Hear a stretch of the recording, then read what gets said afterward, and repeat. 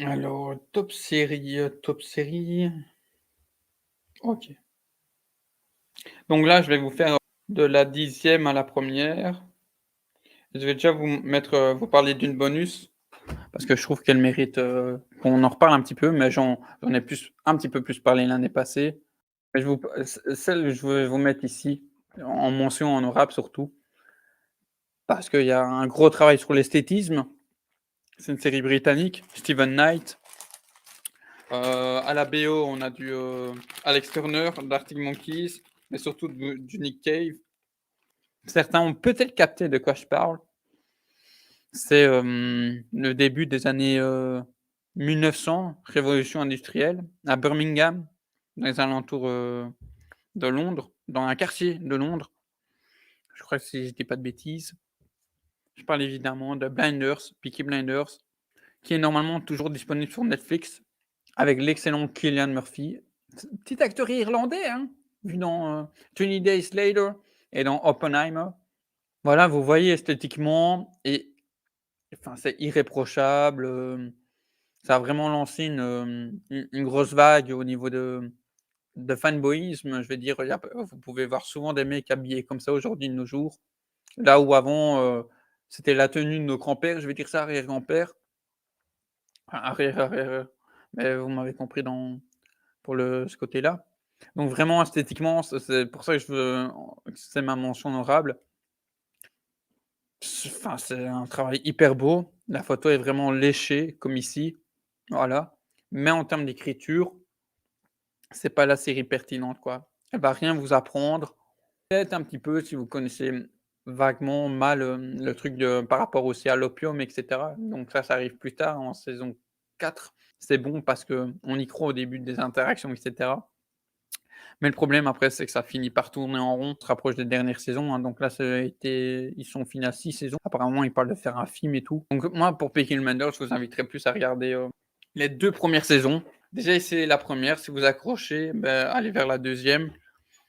Et après, ce sera libre à vous de continuer. Moi, du coup, j'avais été, jusqu'au début de la 6, j'avais rattrapé ça. J'avais beaucoup aimé un temps la 4, surtout parce qu'il y a Adrien Brody qui est vraiment excellent, gangster italo-américain. Et italien, gangster italien, voire sicilien. Mais ouais, en fait, du coup, ce qu'il y a, c'est que les personnages, au début, c'est ça que je dis, les 2 premières saisons, ont une certaine évolution, psychologique, professionnelle et puis quand saison 3, ça devient plus que professionnel, en fait et donc ils finissent par tourner on vient dans un cercle vicieux, donc ça devient plus intéressant à ce niveau-là, je trouve. Voilà. Mais pourtant, les relations sont crédibles et tout, donc voilà, mention honorable. Si je vous dis Kirk, si je vous dis Spock, si je vous dis, Uhura, si je vous dis Capitaine Pike, si je vous dis encore, l'actrice Rebecca Romijn, si je vous dis espace, frontières de l'infini, c'est Star Trek Strange New Worlds. Et alors pourquoi Star Trek Originals Strange New Worlds? Parce qu'une nouvelle fois pour anecdote, quand ils ont relancé Star Trek il y a quelques années, donc c'était avec, Discovery, je me suis senti insulté, hein, par, pas le fait que moi je suis pas woke, toutes ces conneries-là, mais quand c'est mal fait, je me sens pas bien pour ma part. Donc, personnage noir, tchak, et pas le fait qu'elle soit blague, hein, mais parce que genre j'avais vraiment ressenti qu'ils avaient rempli des cases et en 30 minutes elle a fait que des trucs stupides et là, du coup avec Discovery avec Star Trek bon l'image là, on l'a pas encore vue, hein, cette image-là. Mais Star Trek Strange New Worlds, on retrouve vraiment, pour moi qui est connu, mais vraiment il y a longtemps, et c'est dispo sur Netflix, hein, les la série originale, même l'animé Star Trek, avec Spock et tout, qui je les revois, mais après j'ai peur moi, c'est comme ça, par exemple ici, comme il y a un nouveau Spock, j'ai peur de me voilà, que ça se mélange, au niveau des visages et tout. Enfin, je sais pas si vous comprenez? Et donc ça fait vraiment plaisir de retrouver une série, qui respecte, son univers, sa série originale. Du coup, Star Trek Strange New World, c'est une sorte de reboot et en même temps de préquel à celle-ci. parce qu'en plus, on retrouve dans celle-ci, Kirk, James Kirk, plus vers la fin de saison 1, saison 2. Un peu plus de présence dans la saison 2. Il y a Spock qui est déjà là aux côtés de commandant Pike, capitaine Pike, qui lui faisait des courtes apparitions dans la série originale, et vraiment des thèmes riches, plein de thèmes riches. On traite du deuil, de l'amour, fraternité, différences raciales forcément. Enfin voilà, toujours des sujets intemporels et c'est, par les dialogues magnifiques. Enfin moi j'y crois. Les personnages sont nuancés, le travail des vêtements, des décors, c'est inspiré. Il y a quelqu'un sur Twitter, notamment, qui, qui lui est tellement à fond là-dedans dans cet univers, qui compare avec la série originale et ils sont là même à refaire des plans identiques à l'identique, enfin c'est fou. Du coup, bah, en plus avec des situations différentes. Chaque personnage dans Star Trek Strange New Worlds a, je veux dire, ça tient marque auss là je c'est parce que je vois la saison 2, je sais plus si c'était dans le cas le cas dans la saison 1, mais il me semble que oui. Chaque épisode est centré sur un personnage, on les voit tous, hein, mais chaque épisode est centré sur un et vraiment tous sont intéressants, quoi. Donc évidemment, j'ai mes petites préférences, hein, mais tous vraiment leur petite pertinence, donc vraiment, c'est magnifique. Puis voilà, ça relance la carrière de Rebecca Romijn qui était, pour les plus anciens, jouait Mystique dans les films X-Men des années 2000. Anson Mount qui a joué entre autres dans le série western, lui que je connaissais pas du tout et qui, ça me faisait peur parce qu'en fait Nimoy lui, c'était un grand mince, lui c'est un grand, musclé, il est basé, que Kirk il était un peu plus massif. Là Kirk il est mince, mais voilà, tout en se les appropriant, ils les respectent quand même, on retrouve nos personnages, si vous avez connu comme moi les originaux et tout, donc c'est fou. Même elle, la petite pilote, latine, elle est sympa, enfin, c'est cool quoi. C'est vraiment pas mal. C'est vraiment pas mal. Voilà, ça c'est des images dont je me souviens pas ou j'ai pas vu encore. Ou alors peut-être du pilote, donc un pilote, les épisodes test ou alors de Star Trek Discovery, hein, vu que les personnages, apparaissaient d'abord dans celle-ci. Star Trek Strange New World, donc 10e série de mon top. Après OK, donc la petite série italienne, réadaptée, d'un livre, mais aussi, d'un film du même nom. C'est italien, c'est romain, c'est beau, c'est léché. C'est un thriller policier. Suburra, ça c'est le film du coup, qui traite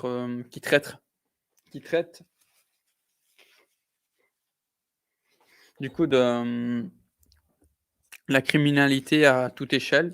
Donc, hop à gauche par exemple, joué par, le connu acteur italien, Pierfrancesco, je crois que j'ai défoncé son nom et Alessandro Borghi sur sa droite que j'aime beaucoup lui depuis.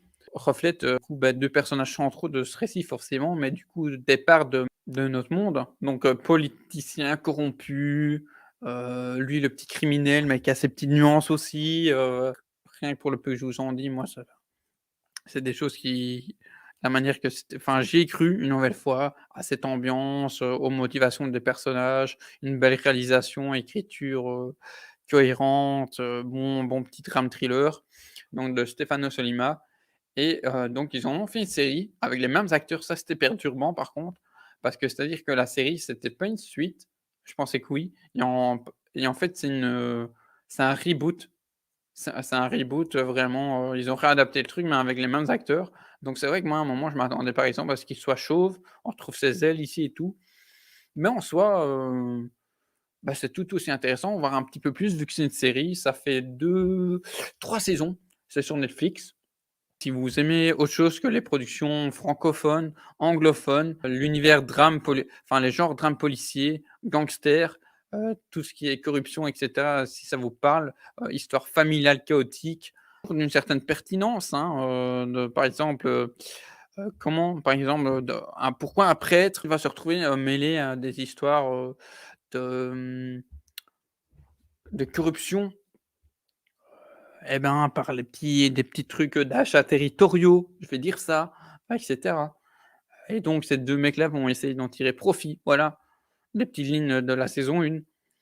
Mais bref, Suburra, pour moi, c'était une très belle réussite. Voilà, pas la série de l'année, mais une très belle série, parce que casting, réalisation alors réalisation, on sent des mecs qui, savent cadrer, qui ont une direction, puis, musicale aussi, direction musicale au top. Il y a un morceau des années 90 italien que je ne connaissais pas, que j'adore, hein, qui s'appelle Atido, Atida, nanana, nanana, très rythmé, voilà. C'est ce genre de série qui m'a inspiré pour, mon tout premier épisode de web-série, en tout cas pour son début aussi. Inspirante, inspirée, très convaincante, Suburra sur Netflix, 3 saisons. Alessandro Borghi, bon lui j'ai plus le nom, personnage Padino, représente aussi une classe sociale, de l'Italie, hein, les gypsies, on n'en parle pas beaucoup. J'ai envie d'y croire quand je vois ça. Alors une série qu'on a parlé dont on a parlé sur Réservoir Pop, univers Star Wars, peut-être que vous avez compris, il y en a pas beaucoup de bonnes, en tout cas très bonnes séries. Une saison à si vous je vous dis Luna, Diego, La Résistance, vous me dites? Pas le pays pas le pays, avec un certain drapeau rouge, jaune, bleu, mais évidemment la série, si ça veut bien s'afficher, Andor, excellent, vraiment, en tout.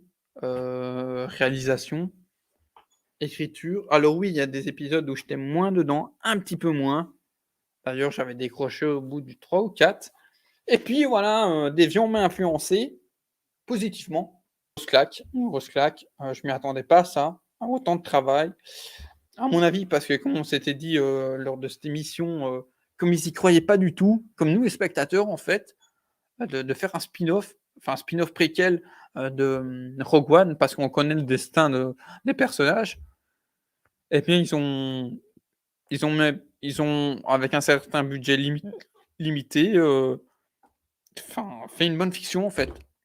Fait une bonne fiction sur, enfin voir dans l'univers en fait, ça fait quand même plusieurs films, plusieurs années, décennies, qu'on a, ce truc l'oppression de la seconde très inspiré de la Seconde Guerre mondiale et on l'a jamais vu en fait, vaguement, mais vraiment vaguement, peut-être dans des animés auxquels j'ai pas accroché et là enfin on l'a. On a ce début de résistance, ce petit groupe, comment ça se faufile, se crée, comment les rebelles essayent de maintenir, leur, la création de leur rébellion avec Geneviève, O'Reilly qui du coup joue, Mon Mothma, heu, les différences que ça peut, problèmes que ça peut créer au sein d'un couple de, politiciens et tout, par rapport à tout ce qui se passe de cette oppression.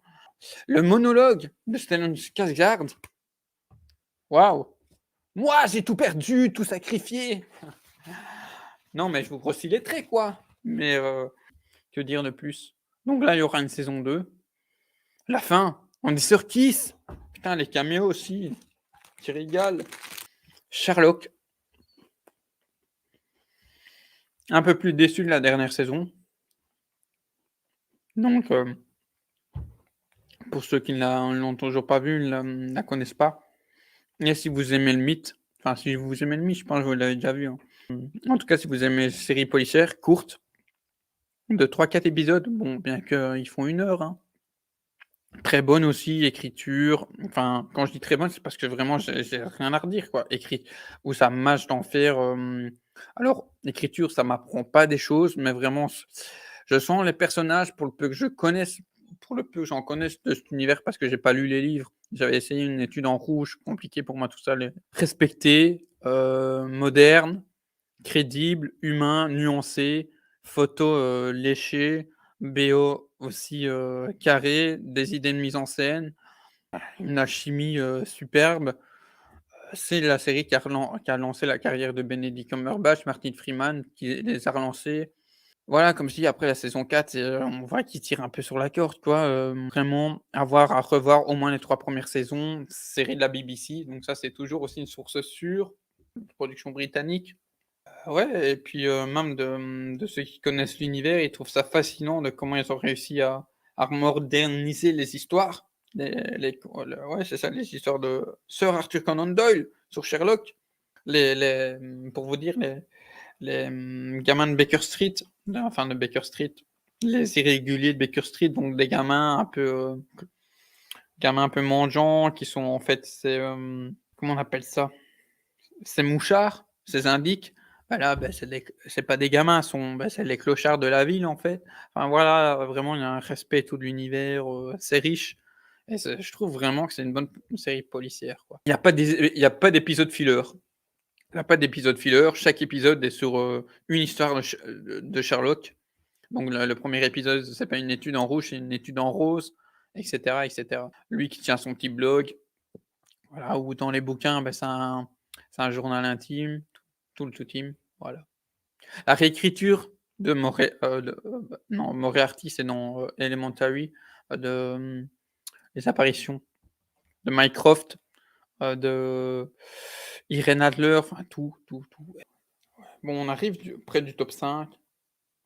Donc 10 Star Trek, 9 Suburra, 8 Andor, 7 Sherlock, 6 Mad Men. Mad Men, je voulais en parler avec un gars, puis finalement, j'ai pas tenté parce que j'avais peur, de passer à côté de mon sujet, tellement que ça traite de thèmes. John Hamm, les années 60.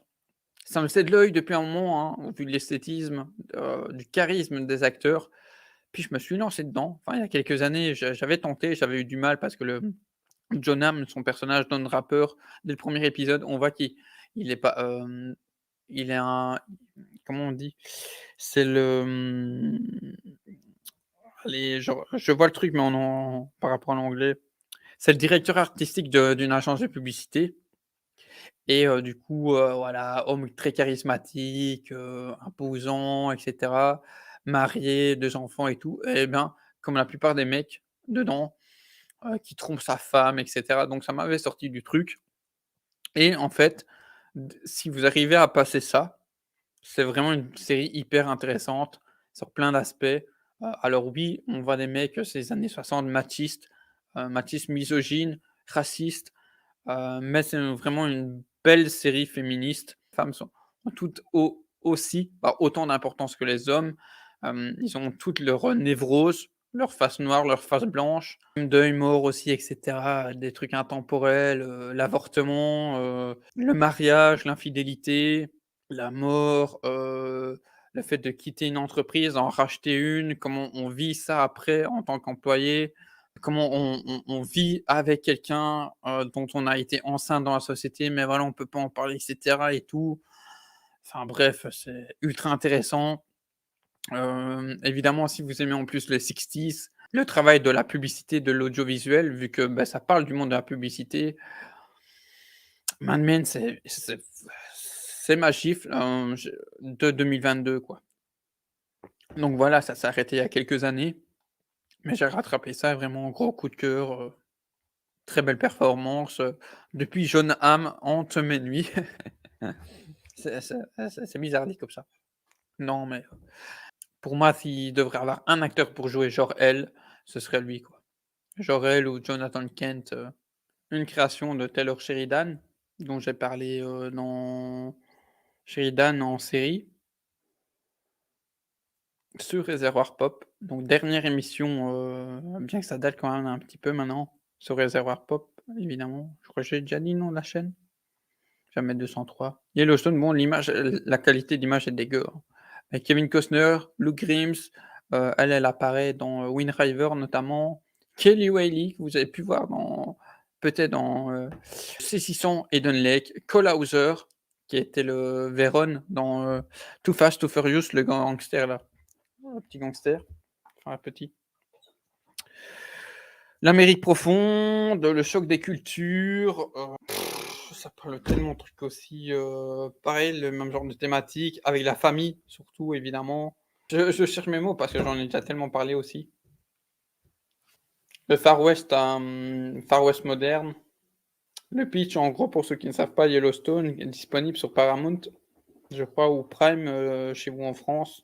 Paramount, c'est sûr. En gros, c'est Dallas 2.0, quoi. que Dallas, on avait le truc du pétrole, donc comment une famille essaye de faire vivre sa continuer de faire vivre sa société et cetera avec s enfin avec, enfin dans ce monde-là et là, c'est un peu la survie du ranch, face à toutes les problématiques, modernes. C'est-à-dire, les Amérindiens qui veulent récupérer leurs terres, hem, des investisseurs, qui sont prêts à tout, non, mais forcément et fortement se salir les mains.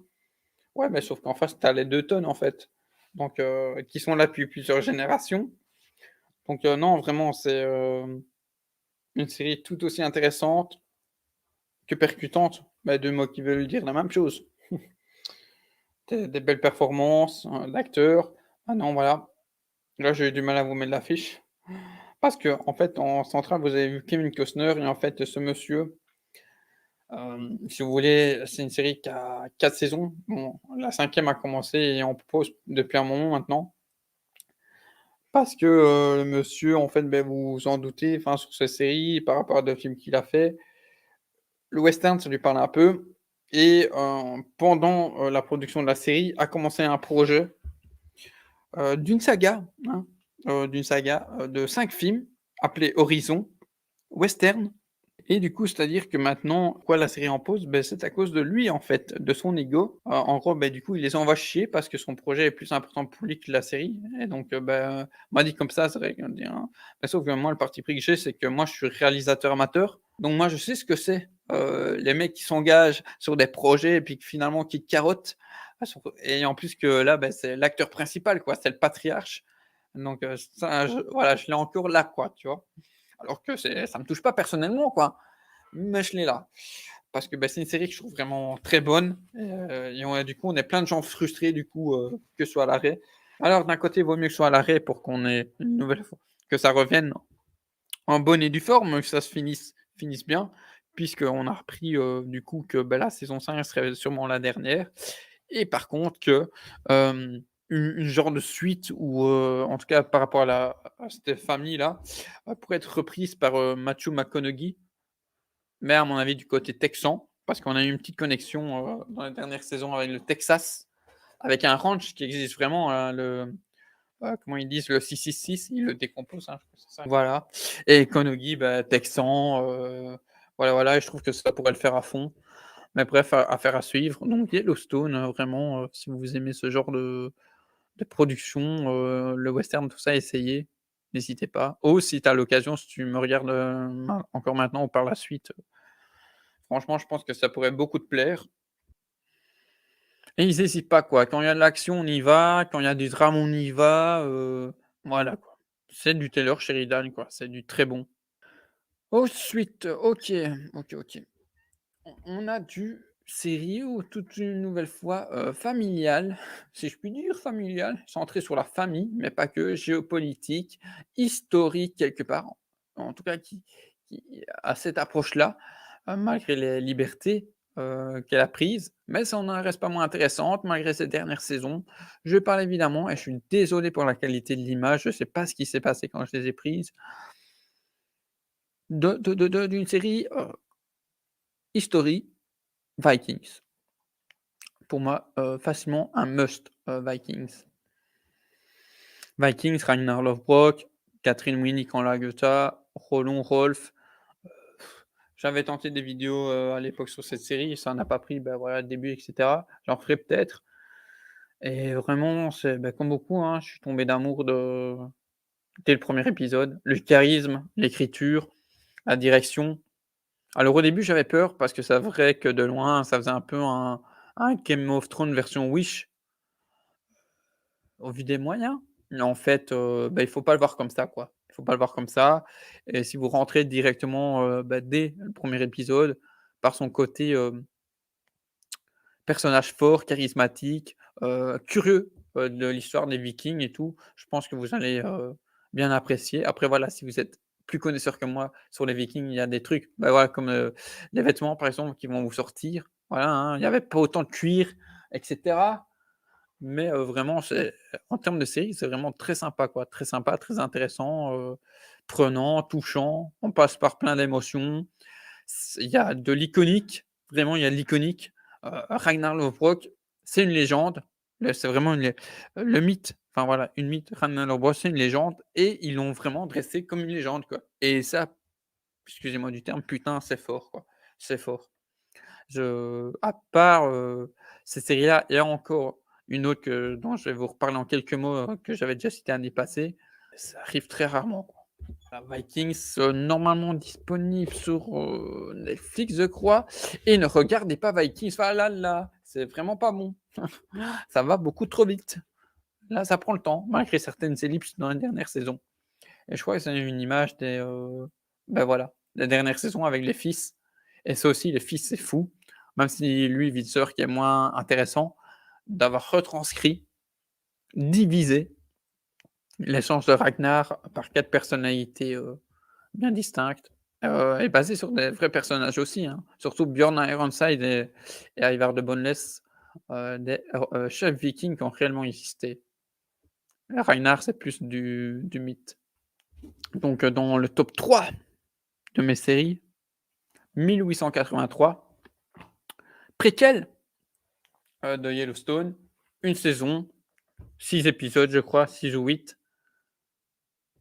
Un couple de chanteurs de country qui, du coup, jouent les personnages principaux.